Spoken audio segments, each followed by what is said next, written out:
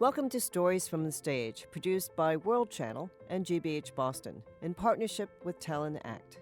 In each episode, multicultural people tell stories in front of a live studio audience. I'm Liz Cheng. And I am Patricia Alvarado Núñez. We help create Stories from the Stage. Today we have two memorable stories about taking a chance, a big one. And frankly, our first storyteller's relationship with her father reminded me a lot of mine with my dad. Tough love. I grew up in Brooklyn, New York, in a really, really poor neighborhood of East New York. And my parents were immigrants, and we had very little money, very few resources. This is Eson Kim. She says her parents took a huge chance coming to the U.S., and chance, good and bad, continue to play a big role in their lives. It's the 80s. I'm 12 years old, and I'm sitting in the Korean church parking lot with my friend Andy. And he is ranting about his parents because he doesn't get along with them. And suddenly he blurts out, Korean parents don't love their children as much as American parents do. Our parents just use us as workers. I'm completely offended. So I push back and I say, that's not true. And he points his finger at me and he says, you'll see. And it comes at me like a curse. A few weeks later, I'm at the family hardware store with my father, and two customers walk in. And in just a matter of seconds, they whip out these guns. One pointed at my father, one pointed at me. Now, my father has endured armed robberies before, but this is my first time. So they drag us to the cash register where they order my father to fill a brown paper bag with all the cash in the register. But the problem is, there isn't enough. And the robbers are angry. And so they keep repeating, that's it? Where's the rest? Where's the rest? And my father keeps repeating, there is no more. You have all. There's no more, no more. And every time they go back and forth, I feel the gun dig deeper into the back of my skull so that I have to tip forward. And finally, the gun moves from the back of my head to the side as if to give my father a better view. And the voice behind me says, I mean it, man. Get the rest now. And what follows is a steely silence so tense that I have to close my eyes. And in that time, I imagine what it's going to feel like to have a bullet course through my brain, because I'm certain that's what's about to happen. And I'm also certain that my father is bluffing, because there is a stash of cash in the back, and I'm about to lose my life for it. And I don't know how much time passes, but eventually the robbers give up. They push us in the back room and they leave. But for the days and weeks after, I completely freeze out my father. I can't forgive him for taking that kind of chance with my life. And I begin to wonder if maybe Andy was right. Maybe Korean parents have a lesser capacity for love. Maybe my classmates were right, and that my parents were alien and abnormal. And my father's not helping here because he too is distant and silent this whole time. And all he does is jot down these numbers on a notepad. And I keep thinking it's because he's worried about the money we've lost, because that's what he really cares about. And we carry on like this until Thanksgiving. That's when my father wakes up early and he gathers us up and takes us to the hardware store on a day where it's usually supposed to be closed. And he ushers us inside, locks the door behind us, and flips on the lights. And there, leaning against one of the side walls, are 6 long countertop slabs wrapped in brown craft paper. And he goes up to the first one and he rips a corner off, revealing a 1-inch thick piece of glass. And he taps on it and he says, bullet not go through. Each piece, $1,000. Now, the math is not hard here, and I'm amazed at where my father was able to find $6,000. And I'm even more amazed about where he was able to find bulletproof glass. But there's no time to ask him because he immediately gets to work. He whips out that notepad with all the figures on it, takes out a circular saw, pulls out a measuring tape, and he measures and cuts and measures and cuts for 36 hours straight. And at the end of it, he stretches his stiff back, sweat pouring down his neck, drenching his t-shirt. And we all look at what he's made. And it is a wonder.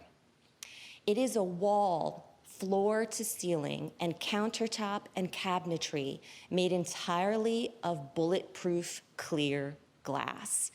And it's so pristine and new that it looks like spring water compressed. And he turns to me and he says, "Go inside."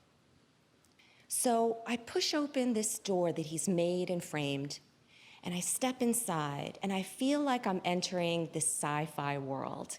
And I close and lock the door behind me, and I step back. And I see my father and the rest of my family, and really the rest of the world behind him beyond the storefront, through this clear, bulletproof glass. And honestly, my 12-year-old self kept thinking, my father has made a piece of Wonder Woman's invisible jet, right? It is the most cool thing that I have ever imagined that he would ever be able to do. And as I'm kind of wrapped in the awe of all of this, he finds this little opening that he's made so that we can interact with the customers, and he sneaks his hand through and he tickles me, and I jump back, and it's the first time we laugh in weeks. And he goes in for another, but this time I'm too far back and he can't reach, so he's just grasping air. And he leans into the little opening so his lips are there, and he says, "See? Nobody can touch." And that line is like a spell that makes everything clear. And I realize it didn't matter what Andy said, didn't matter what my classmates said, and it didn't matter why my father took that chance with my life. But what matters is what I know now. And at this very time, I know what love looks like. I know what love feels like. And it's unmistakable. And so I step forward, unlatch the locks, and open the door wide. And I bring my father and the rest of my family inside with me. Thank you. Eson Kim is a writer and teacher based in Boston. Eson told us that her father wanted that money to pay for her education. After the break, a kidney donation, taking a chance to help a stranger. We have all done it, walked to the proverbial ledge and jump into the great beyond. Perhaps we were forced, but more likely we wanted to do it. We just had to find the courage. I'm from the South. The storytelling part is in our bones. And I never really thought of it as a thing that you would do on stage. That's Christine Gentry, whose family raised her on stories told on porches in the company of fireflies with maybe just a little bit of whiskey. Christine takes us back to that moment when she was on the waiting list to donate one of her kidneys to a stranger. So Facebook has this really interesting algorithm that decides what you see and what you don't. And one day in 2012, I was scrolling through Facebook, and the Facebook gods decided that I would see this post from an old friend of mine named Julia. And we hadn't seen each other in years. We had drifted off to social media acquaintances. And this post of hers started, "I'm dying. I'm dying from kidney failure. All of my loved ones, my friends and family, have already tried to donate to me, and they've been rejected, so this is literally my last resort. I'm posting on Facebook to see if anyone I'm connected to on here would be willing to donate a kidney to me." I dropped everything. I messaged Julia. I said, "I'm so sorry that we lost touch. I didn't even know you were sick. Absolutely, I'm willing to look into this for you." And thus began this really intense process of testing. So I don't know if you guys know this, but it's really difficult to be approved to donate a kidney. They basically run every test you could possibly run on a human being, including really intense psychological exams. If they find one thing wrong with you, they say no, which is why over 100 of Julia's friends and family had already been rejected. But I was lucky, and I got approved. But Julia and I as a pair, were not as lucky. So we were not compatible, and I could not directly give my kidney to her. So we entered into this really cool thing called the National Kidney Swap Registry, and it's filled with these incompatible donor-recipient pairs, like me and Julia, right? So somebody who wants to give their kidney to their loved one but can't, and so they enter into this computer algorithm that tries to figure out, like, who could you give your kidney to that further down this swap chain, your friend could get one, right? And so the computer's sitting there trying to figure out, right, how can we do this? And at the very last minute, Julia's mother, who had been rejected originally for a small medical issue, had gotten cleared for donation. And the computer loved Julia's mother. It was like, excellent. As soon as she entered in with Julia into the computer system, it figured out immediately this chain that would work out with she and her. So my kidney wasn't needed. And so I got to step back and watch my friend Julia, and she got to get this kidney transplant, and her life totally changed. Every time I saw her, she was a newer, happier person, and then a year passed, and she got pregnant. She had a baby, and I swear to God, the moment I saw a picture of this child, it was such a no-brainer for me. I was like, this life, right, this new life, it only exists because someone was willing to donate their kidney to my friend Julia. And every life that that baby grows up to touch, right, only exists because of this one choice. And I had already done this like mental and emotional gymnastics when I had prepared to donate to her, right? And now that I knew how difficult it was, how long the wait list was, and that I could do it, I just couldn't justify not doing it for someone else. So I called the hospital and I said, this time I want to donate to a stranger. And so they entered me into that same computer system, but this time they called me a non-directed or Good Samaritan donor. And as you can imagine, this computer system is very complex. It's very difficult for what they call a closed loop to happen, so that every pair, right, in the loop somehow perfectly matches with someone else in the loop, right? Most times they need an outside person, a Good Samaritan person who's like, I'll give my kidney to anybody, right? Kidney for you, kidney for you, like Oprah, right?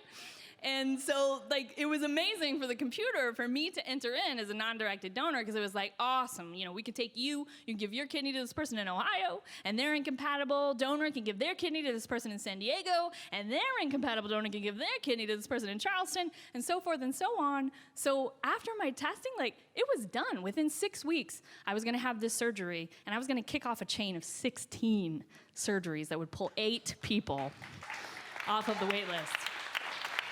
What an honor, right? And I had this really interesting, like, internal battle, like, do I tell people about this, right? Like, I had to tell my mom, the nurse, she was gonna come up and be my caretaker, and I had to tell my best friends. But outside of this circle, I wasn't sure who I should share this with, because it's weird, y'all. It's weird, right? I'm giving my kidney to a stranger.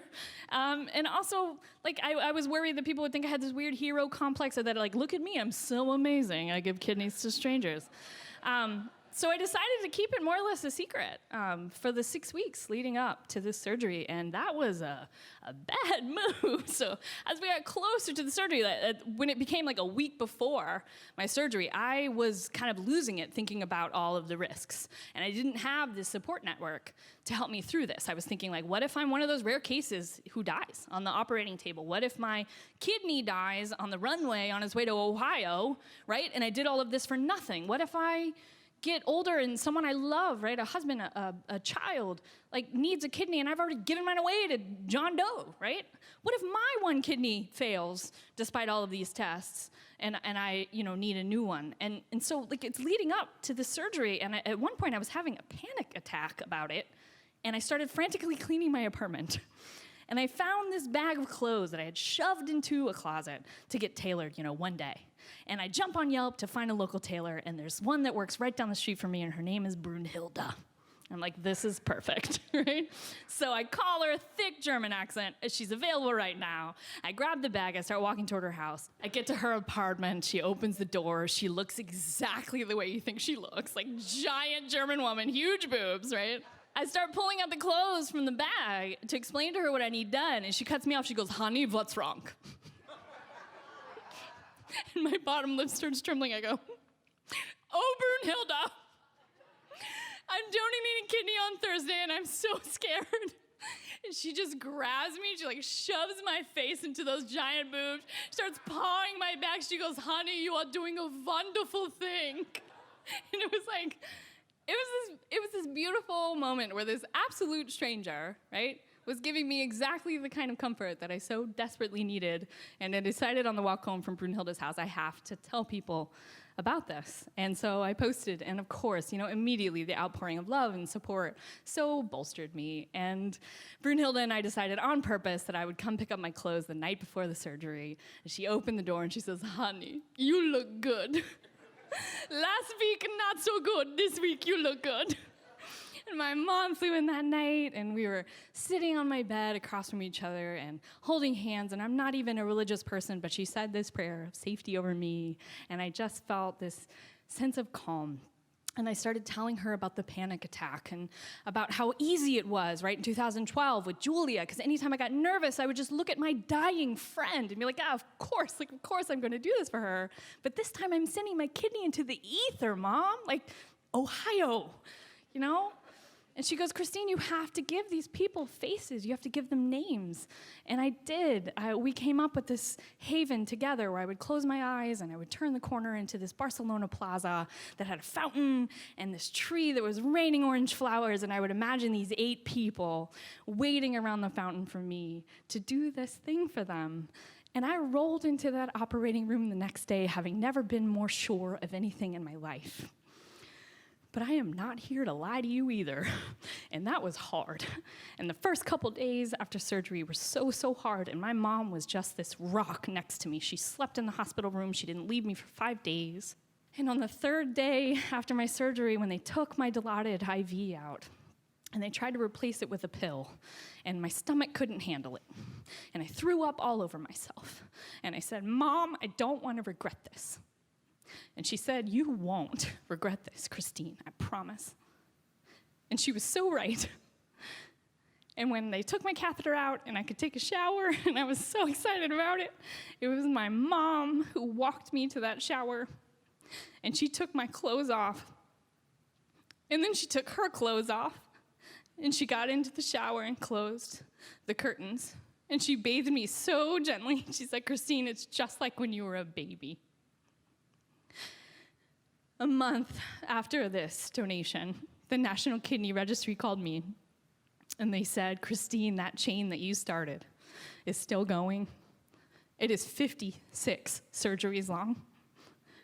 Your one decision pulled 28 people off of that wait list."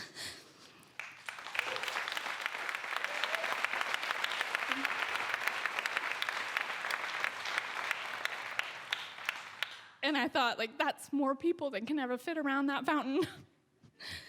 And they said, "This is the longest chain we've had in years. We want you to come speak at our gala." And I said, "Absolutely, on one condition, that I can bring my mom." Thank you. Christine Gentry is a writer and visiting assistant professor for the NYU Teachers Residency in New York City. Thanks for listening to Stories from the Stage.